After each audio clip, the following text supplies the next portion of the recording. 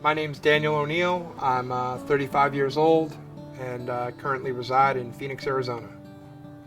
I love making knives, swords, axes, and I don't see it as weapons, but you could definitely say, that I'm an arms dealer.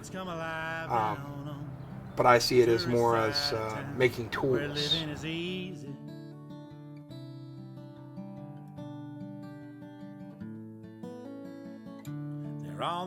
Primarily, my day job is I'm a butcher. I take up butchering as need to feed myself and feed my family, and I found out that I really enjoyed doing it, and I was good at it.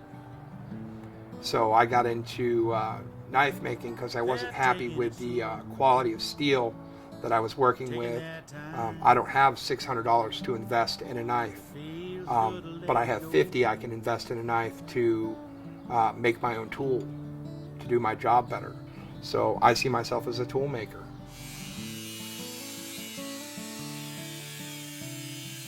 When I set out to make a name for my business, I thought about my family. I found my ancestor, the founder of the O'Neill family in Ireland, was Niall of the Nine Hostages. And so I said, that's perfect. My company, Nine Hostages.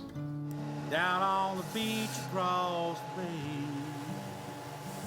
If you want a knife made that has your name inscribed on the edge, or has a quote from a book put on it, or just a particular style of blade, I can make it.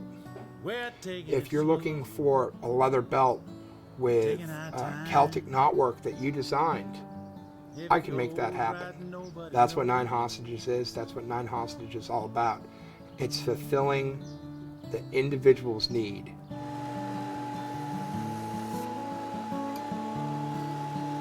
I shudder at the thought of a knife I made never being used, sitting in a display case in some rich lawyer's office, or hanging on the wall of the newfound wealth of internet billionaires, because a tool that's made, that sits and is just looked at and never touched, is sad to me. The simplest knife I make, from start to finish, is an 8-hour process. And one thing we have as human beings that you can't put a price tag on is time.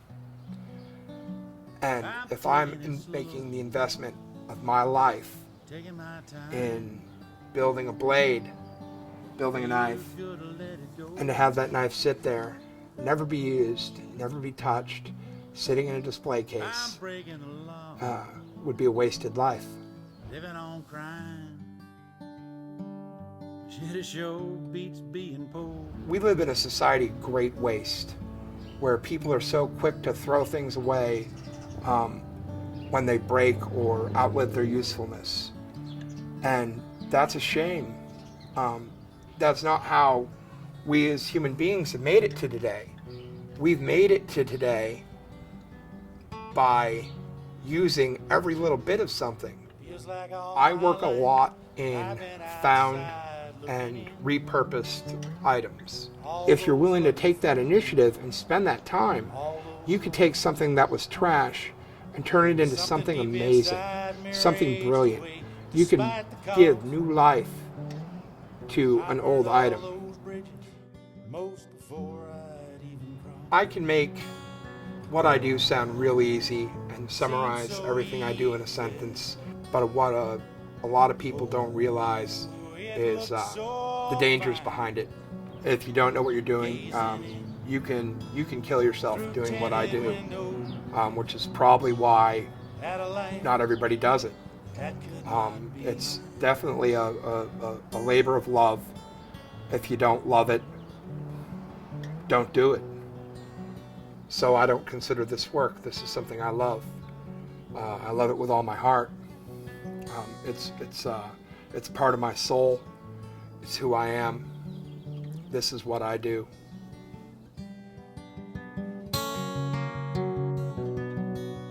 Ones who have betrayed me, ones who could not stay, ones who found a better deal, and ones I've pushed away. Did not mean to deceive you, had no intention to be cruel. I'm just driven by my demons,